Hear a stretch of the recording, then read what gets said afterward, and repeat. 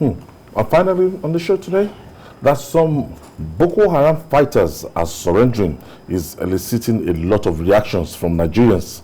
Governor Babagana Zulum of Borno State has described the surrender by Boko Haram insurgents as a catch-22 situation which has left the state with difficult choices. The governor says the situation requires diverse stakeholders, including representatives of attacked communities, to come together and critically review the pros and cons and implications of the surrender in order to agree on a workable framework. It's really a difficult situation for Governor Zulum. When you see every one of them there. When you see a group of people saying that, oh, we want to surrender, and you've seen houses burnt, you've seen people maimed, killed, people, they've lost their families, and they're saying, oh, please take us back as the prodigal son. We don't want to belong to Boko Haram again. And people have lost their husband, lost their wives, lost their livelihood. It's a difficult one. And you know what makes it difficult, even more difficult, is the fact that this had happened in the past, and these boys went back to the forest. There had been women who were rescued by the army and faced all kinds of stigmatization, even from their own family members. They were then forced to go back to Sambisa forest. Women, young women. So this is the thing. You can say you want to forgive, but to forgive is much more difficult than to forgive. I mean, to forget is much more difficult than to forgive. You can still see every time you see, for it to be total, for your heart to be totally cleansed, you have to forget. But how do you forget? Look at, I was talking about a federal government called Buneyadi. I visited the school after the attack by Boko Haram in 2014. We have more than 40 students in their sleep were murdered. If you see the hostel, come and see bullet holes. Bullet holes. I had, students with the sort of graffiti that they write on their walls. It will remind you of your own days as a secondary school. Things that we had fun over. Those boys still left those things on their walls, but they made sure that they eliminated everybody in that hostel. Innocent. Yes. Students. The hostel is not far from the gate of the school. They then went on to destroy every building in that school. There's not one that they left its roof. That's part of the painful aspect. You see, they do. Boko Haram, when it comes to destroying things, I've never seen a group as destructive as Boko Haram. I said even this overhead water tank, you will see them, they will fire gun at it. You will now see it perforated so that you cannot use that water tank again.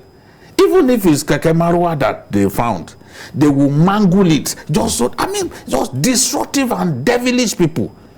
Now to imagine that they are surrendering, people are skeptical, and the governor knows it, that this is a situation that he has to handle carefully. How are you sure that some of these people are not going to be spies? Do you know? Because it's strange.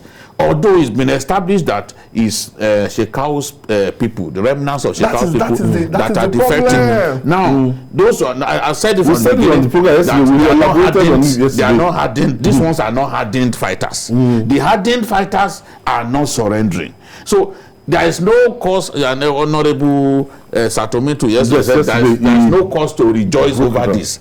When those boys in the shores of the Lake Chad, in the Tumbus, they call them Tumbus, the islands of the Lake Chad, that is where the Albanawi faction has their camp.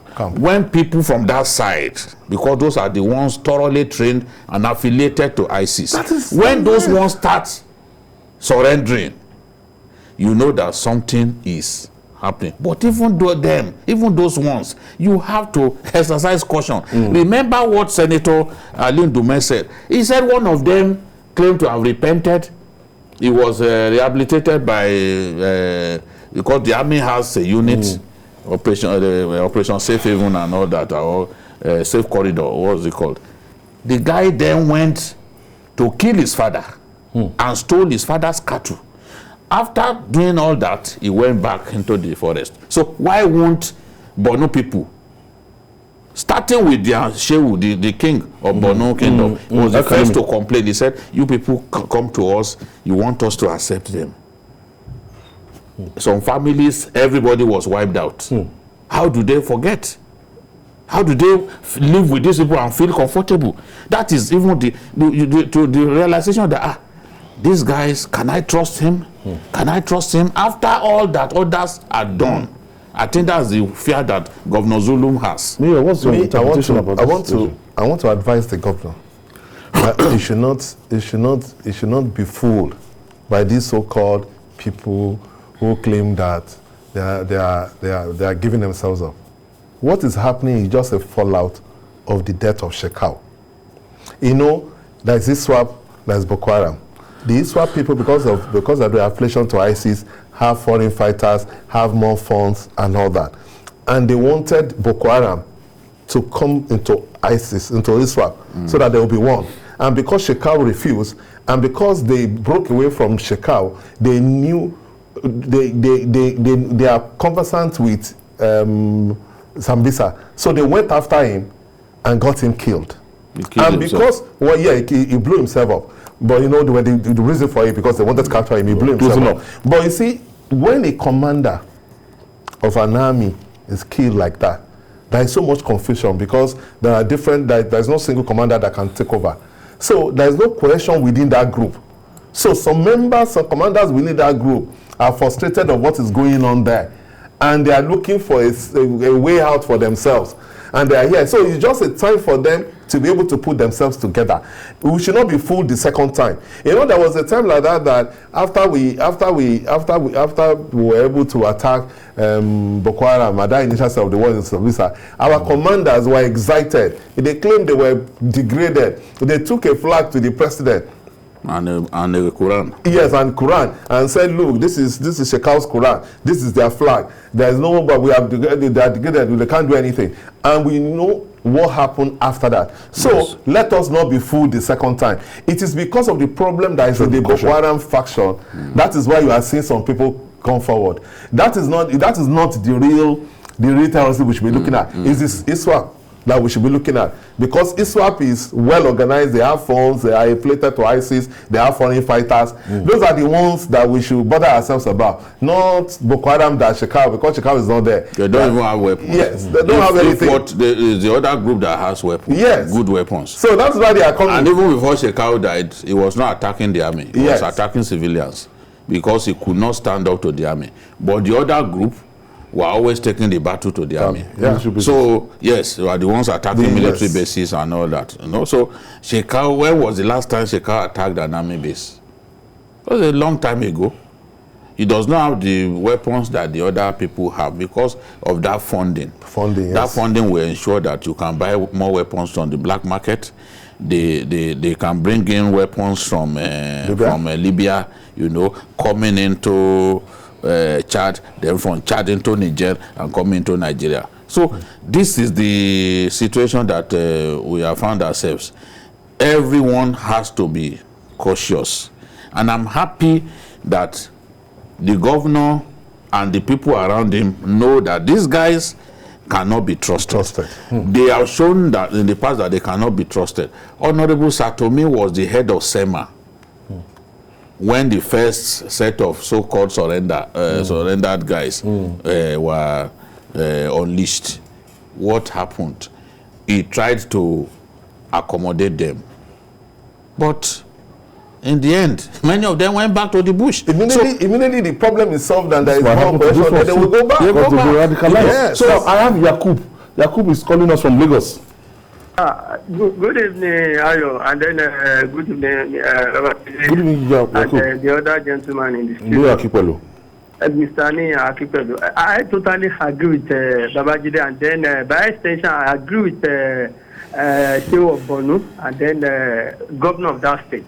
You see, I could remember Colonel Abu Ali What do you think the family of Colonel Abu Ali will be thinking of if these people just forgive and then they absorb them into the city, into the society, and then including the one that Mr. Babajide just mentioned, those boys that were killing Buniyadi that very particular day, they killed them when they were asleep, and then these people, I think for me, though it's my personal opinion, I think they were pretending. For me, if I have my way, I would have not accepted them. Because these people have been killing a lot of people and then they now come out because they are feeling the heat, because their commander have already killed himself. They now come now that you are telling us that we shall accept you. How?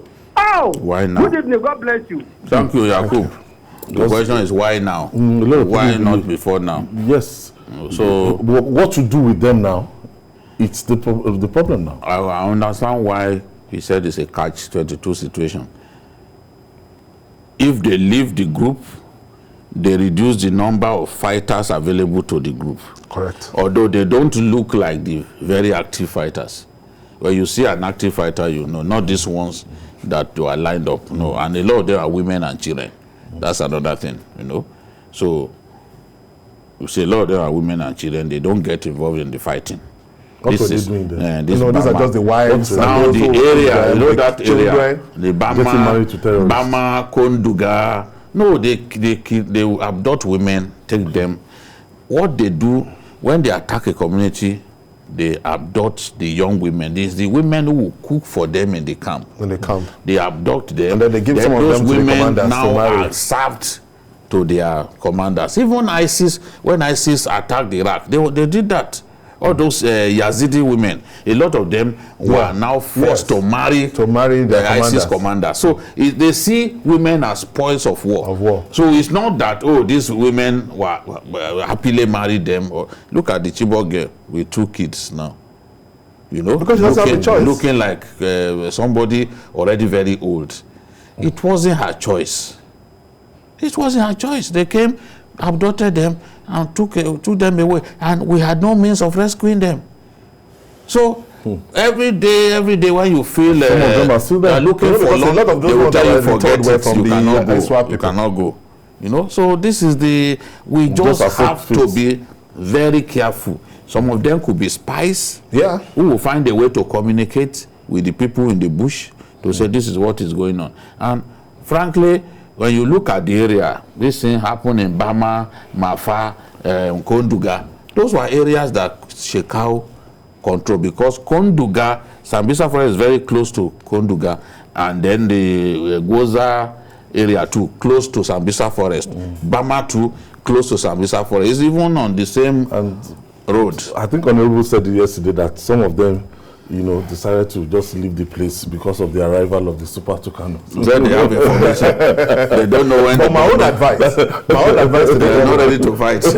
My own advice to the governor is that the governor can say that, okay, these people that have given themselves up, we are going to rehabilitate them. So put them in a detention camp. How long are you going to keep them there? But because we cannot allow these people to just infiltrate. The thing is, at some point, put them in a detention camp. At least for some now. No, not in a camp. Let me not use detention camp. Let's put them in a camp, saying that, okay, eventually we are going to train you and we are going to do this, we are going to do that, but stay in this environment first. We even sure Boko Haram has informants even in IDP camps. Yeah.